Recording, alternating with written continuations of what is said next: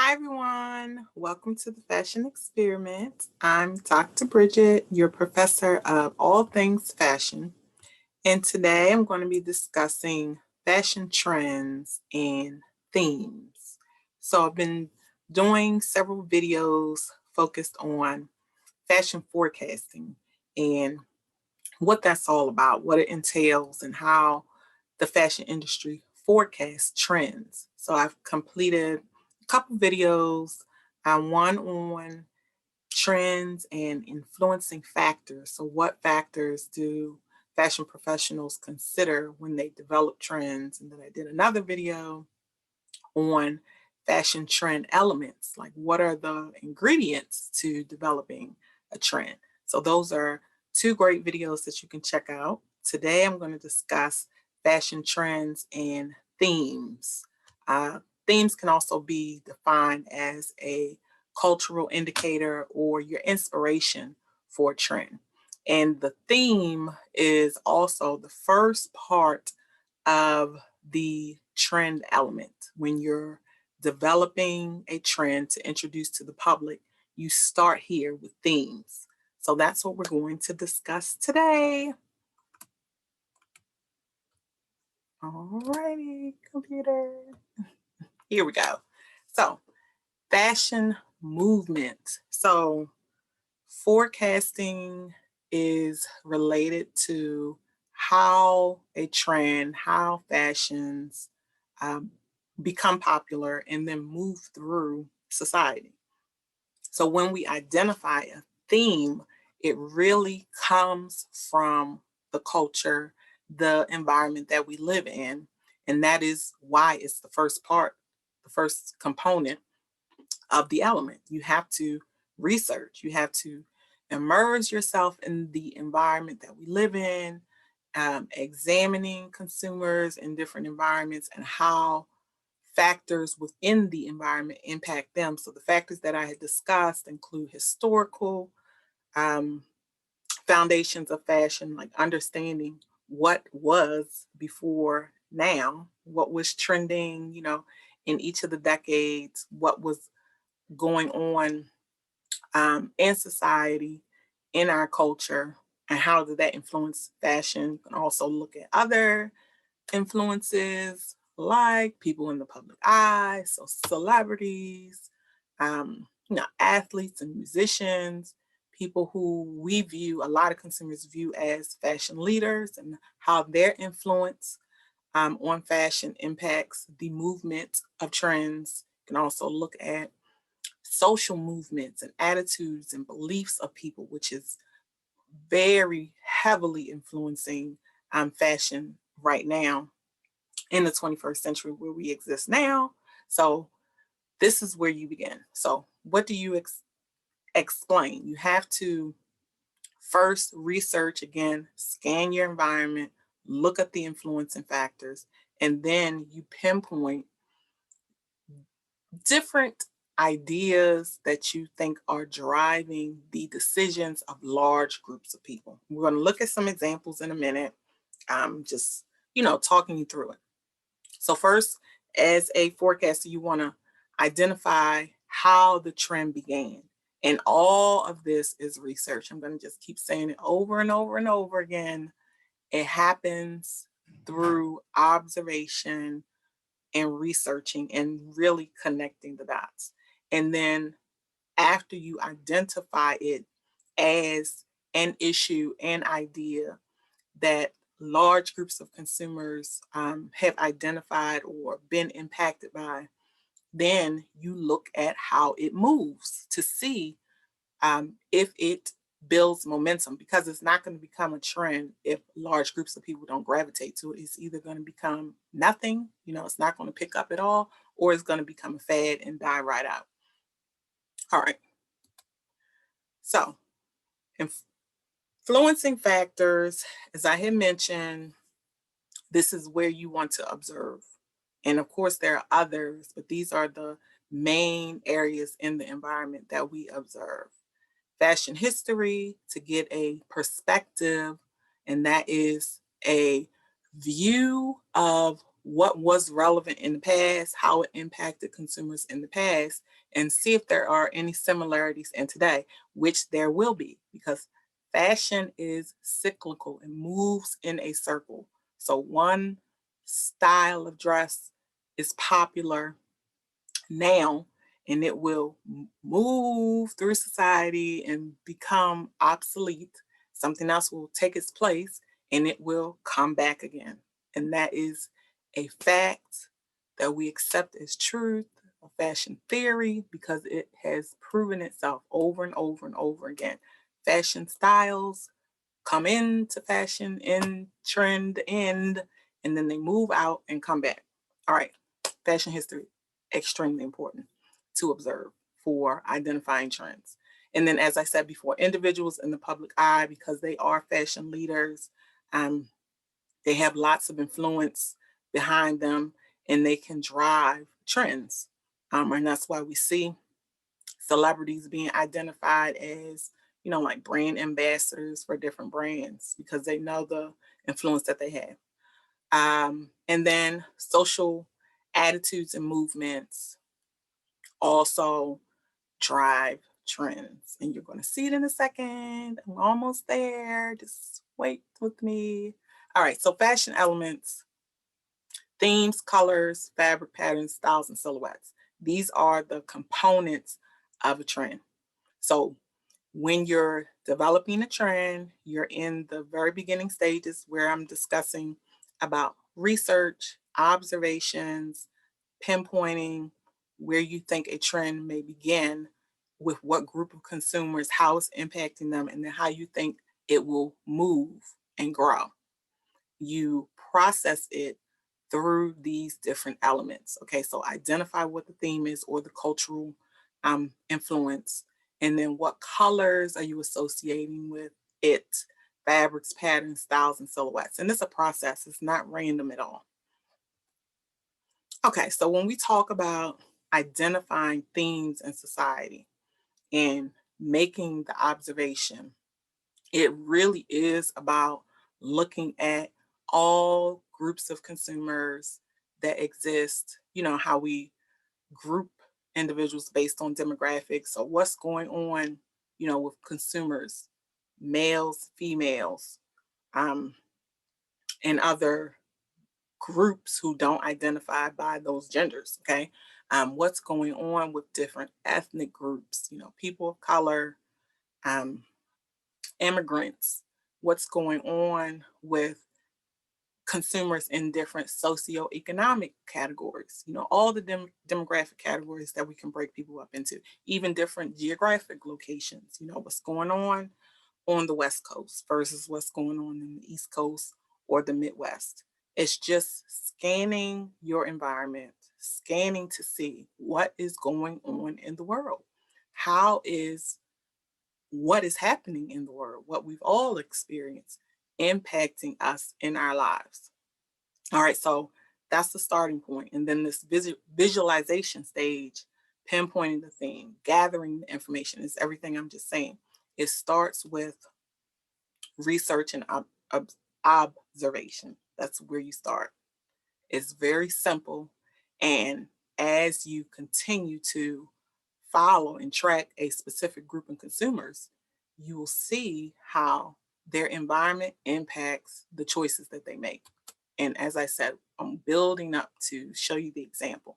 So here we go, pinpoint, theme, and clarify.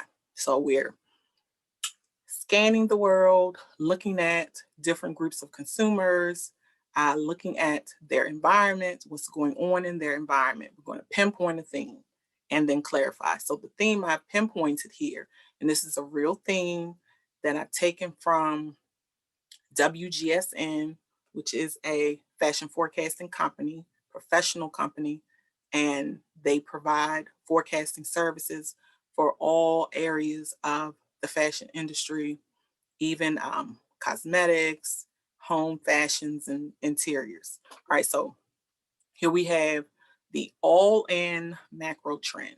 So, all in is the idea that humankind needs to come together, be more accepting and respectful of all individuals within our human race and not be divided. That's the idea that we've pinpointed as a theme. And then within this all in trend, we identify micro trends. So you've separated them out. Number one is the gender blur, the group of consumers who no longer want to be identified as male or female. They are non binary. I don't want to be identified based on any gender. All right. And next is love is love. So love is love kind of flows from the gender blur because we also have a group of consumers who want to assign, a different gender than what they were born. And that brings us to love is love. So we have non-binary consumers, consumers who are transgender, changing their gender, reassigning gender. So love is love. Again, it goes back to all in. We are all part of the human race. Let's all come together and accept everyone within humankind, regardless of your gender or how you want to be viewed in our society. Accept me the way that I am. Let love bloom as it blooms. All right. So then love is love transitions to what? Our modern relationship, our modern day relationship, which is being reshaped.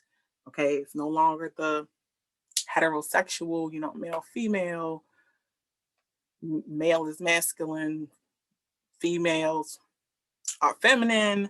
It's a new modern relationship that's not defined by gender, that's not defined by those traditional roles that we've always known and accepted. So these are identifying themes in our society. So these are all things that we've all observed, we've all lived with, are living with, and experience. It's part of our world. Okay. So this is what I mean when I say scanning your environment. These are things that we all, whoever exists in this world in this 21st century, have been exposed to, will be exposed to in our lives because this is it. This is us. This is humankind.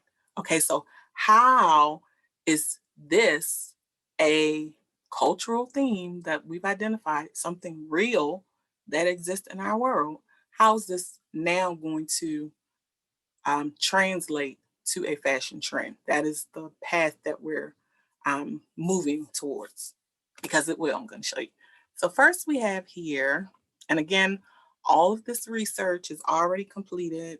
It's been done by the fashion forecasting professionals, WGSN. So this is their analysis, and they're calling it gender fluid future. So now that we pinpointed the theme, this cultural factor that is existing in our world, we're now going to kind of translate this, like I said, into a trend, So what does gender neutral and gender fluid clothing look like? It's something new that we are experiencing. So we have to create it. And that's what fashion is all about. It's exciting. It's new. A territory we've never been in before, but there are a group of consumers, a growing consumer group that is seeking gender fluid, gender neutral looks and styles. So that's the new trend that's on the horizon. So after we identify the theme, we have to now connect colors to this theme. And the color part of the trend forecast is really all about establishing the mood or the feeling of the theme. And that's going to help us really dig into our creative space and begin to identify not just the color palette, but then styles and silhouettes to build up the trend to an actual garment and look. All right, so the mood of the theme, like I said, how does the issue or idea make consumers feel? So now that we've pinpointed the theme, now we want to analyze it a little bit, really dig into it, like I said, and connect some feelings to it, connect the mood to it so that we want hopefully to organically see how colors connect to how people are feeling about this cultural theme. Like I said, it's real, real people live this life, want to be accepted, want to be free to be themselves, and be respected as, again, all of humankind must come together. So I have lots of different images here to um, capture the mood of our theme, this gender fluid, gender neutral trend that's evolving. All right, so it could be related to self expression and acceptance, just here I am, see me, whether you accept me or not. Or there could be some apprehension, some uneasy feelings because, everyone is not accepting of you, or you may not be comfortable because it's new for whatever reasons, lots of different feelings and moods floating around. But you analyze the theme, we're still in the process of researching, and forecasting is really research. You just keep gathering more and more data, and the more you gather information and connect it to what you already have, it begins to take on a shape of its own and lead you through the process. All right. So continuing to analyze, now we're going to translate. So in identifying the theme and understanding that there are groups of consumers who don't want to identify with a specific gender, they're non-binary, and we're recognizing a need for garments that are gender fluid and gender neutral. Many retailers and brands have already begun to develop gender neutral clothing lines. All right, so this is my quick snapshot example of how you can implement the process of identifying a trend in society, in the world. And that's what we just did. You scan, observe, gather your research. Is all pinpointing what is going on with a specific group of consumers, how it's affecting them, and how what they're experiencing can translate into clothing. Is really the foundational process of forecasting the trend. All right. So I hope you enjoyed this video. I'm going to continue and provide another video on color and talk about how colors are forecasted. It's very exciting. So hope to see you back again, everyone. Bye.